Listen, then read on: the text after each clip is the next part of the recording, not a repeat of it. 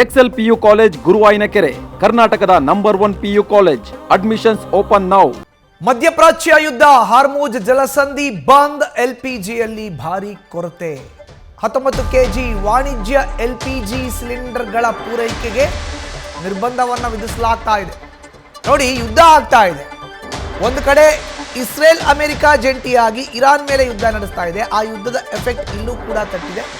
ಆಸ್ಪತ್ರೆ, ಶಾಲೆಗಳನ್ನು ಹೊರತುಪಡಿಸಿ ಬೇರೆಲ್ಲೂ ಕೂಡ ಸಪ್ಲೈ ಇಲ್ಲ, ಅದನ್ನೆಲ್ಲ ಬಂದ್ ಮಾಡಲಾಗ್ತಾ ಇದೆ. ನೀಲಿ ಬಣ್ಣದ ಸಿಲಿಂಡರ್ ಸಪ್ಲೈ ಬಂದ್ ಮಾಡಿದೆ ಗ್ಯಾಸ್ ಏಜೆನ್ಸಿಗಳು. ಗೃಹೋಪಯೋಗಿ ಸಿಲಿಂಡರ್ಗಳ ಬುಕಿಂಗ್ ನಿಯಮದಲ್ಲಿ ಕೊಂಚ ಬದಲಾವಣೆಯನ್ನು ಮಾಡಿಕೊಳ್ಳಲಾಗಿದೆ. 25 ದಿನಗಳ ನಂತರ ಮಾತ್ರ 2ನೇ ಸಿಲಿಂಡರ್ ಬುಕ್ಕಿಂಗ್ಗೆ ಸ್ವೀಕರಿಸಲಾಗುತ್ತೆ. ಇಷ್ಟು ದಿನ ಅದು 21 ದಿನ ಇತ್ತು, ಈಗ ಅದನ್ನು 25 ದಿನ ಅಂದರೆ 4 ದಿನ ಎಕ್ಸ್ಟೆಂಡ್ ಮಾಡಿದ್ದಾರೆ. 21 ದಿನಕ್ಕೆ ನಾವು ಬುಕ್ ಮಾಡ್ಬೋದಾಗಿತ್ತು ಗೃಹೋಪಯೋಗಿ ಬಳಕೆಯ ಸಿಲಿಂಡರ್ಗಳನ್ನು. ಈಗ ಅದನ್ನು 25 ದಿನಕ್ಕೆ ಬದಲಾವಣೆಯನ್ನು ಮಾಡಿದ್ದಾರೆ, 4 ದಿನಗಳನ್ನು ಏರಿಸಿದ್ದಾರೆ.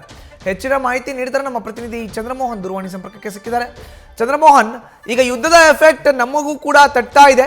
ಗೃಹೋಪಯೋಗಿ ಸಿಲಿಂಡರ್ನಲ್ಲಿ ಕೊಂಚ ನಿಯಮದಲ್ಲಿ ಬದಲಾವಣೆಯನ್ನು ಮಾಡಿಕೊಳ್ಳಲಾಗಿದೆ. ಚಂದ್ರಮೋಹನ್.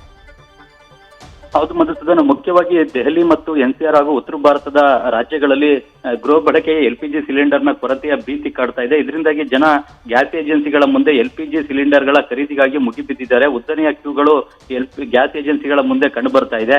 ಮುಖ್ಯವಾಗಿ ಬ್ಲಾಕ್ ಮಾರ್ಕೆಟ್ ನಲ್ಲೂ ಕೂಡ 14.5 ಕೆಜಿಯ ಎಲ್ಪಿಜಿ ಸಿಲಿಂಡರ್ ಈಗ 1,500 2,000 ರೂಪಾಯಿಗೆ ಮಾರಾಟ ಆಗ್ತಾ ಇದೆ. ಮುಖ್ಯವಾಗಿ ಈಗ ಗಲ್ಫ್ ರಾಷ್ಟ್ರಗಳಲ್ಲಿ ನಡೀತಾ ಇರುವಂತಹ ಸಂಘರ್ಷ, ಇರಾನ್ ಇಸ್ರೇಲ್ ಯುದ್ಧದ ಪರಿಣಾಮವಾಗಿ ದೇಶಕ್ಕೆ ಎಲ್ಪಿಜಿ ಅಗತ್ಯದ ಪ್ರಮಾಣದಲ್ಲಿ ಪೂರೈಕೆ ಆಗ್ತಾ ಇಲ್ಲ. ಇದರಿಂದಾಗಿ ಎಲ್ಪಿಜಿ ಸಿಲಿಂಡರ್ಗಳ ಕೊರತೆ ಆಗುತ್ತೆ ಅಂತ ಹೇಳಿ ಜನ ಭಯ ಬಿದ್ದು ಈಗಾಗಲೇ ಇರುವಂತವರು ಕೂಡ ಎಲ್ಪಿಜಿ ಸಿಲಿಂಡರ್ಗಳನ್ನ ಖರೀದಿ ಮಾಡಿ ದಾಸ್ತಾನು ಇಟ್ಕೊಳ್ಳಿಕ್ಕೆ ಮುಂದಾಗಿದ್ದಾರೆ. ಒಂದು ಪ್ಯಾನಿಕ್ ಆಗಿ ಜನ ಎಲ್ಪಿಜಿ ಸಿಲಿಂಡರ್ಗಳನ್ನ ಖರೀದಿ ಮಾಡ್ತಾ ಇದ್ದಾರೆ. ಇದ್ರ ಪರಿಣಾಮವಾಗಿನೇ ಜನರಲ್ಲಿ ಈಗ ಕಾಳಂ ಸಂತೆಯಲ್ಲೂ ಕೂಡ ಹೆಚ್ಚಿನ ಬೆಲೆಯನ್ನು ಕೊಟ್ಟು ಖರೀದಿ ಮಾಡುವಂತಹ ಪರಿಸ್ಥಿತಿ ಕೂಡ ಇದೆ.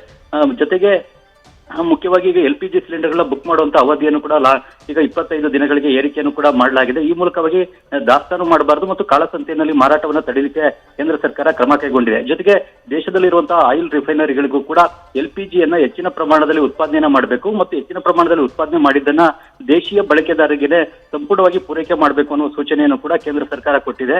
ಜೊತೆಗೆ ಈಗ ಒಂದು ಶಿಕ್ಷಣ ಸಂಸ್ಥೆಗಳು, ಆಸ್ಪತ್ರೆಗಳಿಗೆ ಅಗತ್ಯ ಪ್ರಮಾಣದಲ್ಲಿ ಎಲ್ಪಿಜಿ ಸಿಲಿಂಡರ್ಗಳನ್ನ ಪೂರೈಕೆ ಮಾಡಲಿಕ್ಕೂ ಕೂಡ ಸೂಚನೆಯನ್ನು ಕೊಟ್ಟಿದೆ.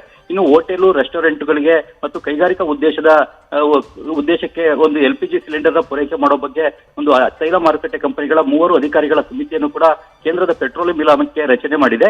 ಈ ಒಂದು ಸಮಿತಿ ಈಗ ಹೋಟೆಲು, ರೆಸ್ಟೋರೆಂಟ್ ಮತ್ತು ಕೈಗಾರಿಕೆಗಳಿಗೆ ಎಲ್ಪಿಜಿ ಸಿಲಿಂಡರ್ನ ಯಾವ ಮಟ್ಟದಲ್ಲಿ ಪೂರೈಕೆ ಮಾಡಬೇಕು ಅನ್ನೋದ್ರ ಬಗ್ಗೆ ಪರಿಶೀಲನೆ ನಡೆಸಿ ತೀರ್ಮಾನವನ್ನು ಕೂಡ ತೆಗೆದುಕೊಳ್ಳುತ್ತೆ. ಮುಖ್ಯವಾಗಿ ಈಗ ರಂಜಾನ್ ಸೇರಿದಂತೆ ಬೇರೆ ಬೇರೆ ಹಬ್ಬಗಳು ಕೂಡ ನಡೀತಾ ಇರ್ತವೆ. ಈಗ ಉತ್ತರ ಭಾರತದಲ್ಲಿ ಕೂಡ ಬೇರೆ ಬೇರೆ ಹಬ್ಬಗಳಿವೆ. ಈ ಕಾರಣಕ್ಕಾಗೂ ಕೂಡ ಪ್ಯಾನಿಕ್ ಆಗಿನೇ ಎಲ್ಪಿಜಿ ಸಿಲಿಂಡರ್ನ ಖರೀದಿ ಮಾಡ್ತಾ ಇದ್ದಾರೆ. ಈ ಒಂದು ಕೊರೋನಾ ಕಾಲದಲ್ಲಿ ಯಾವ ರೀತಿಯಾಗಿ ಜನ ಈ ಕೊರತೆ ಆಗ್ಬಿಡುತ್ತೆ ಅನ್ನೋ ಕಾರಣಕ್ಕಾಗಿನೇ ಭಯ ಬಿದ್ದು ಖರೀದಿ ಮಾಡ್ತಾ ಇದ್ರು, ಅದೇ ರೀತಿಯಾಗಿ ಈಗ ಮತ್ತೆ ಎಲ್ಪಿಜಿ ಸಿಲಿಂಡರ್ ದೇಶದಲ್ಲಿ ಕೊರತೆ ಆಗಿದೆ, ಮುಂದೆ ಸಿಗದೆ ಹೋಗ್ಬೋದು ಅನ್ನೋ ಒಂದು ಭಯ ಭೀತಿಯಿಂದಲೇ ಎಲ್ಪಿಜಿ ಸಿಲಿಂಡರ್ನ ಮುಗಿಬಿದ್ದು ಖರೀದಿ ಮಾಡುವಂತಹ ಪರಿಸ್ಥಿತಿ ಈಗ ದೇಶದಲ್ಲಿ ಮತ್ತೆ ನಿರ್ಮಾಣ ಆಗಿದೆ. ಮಧುಸೂದನ್.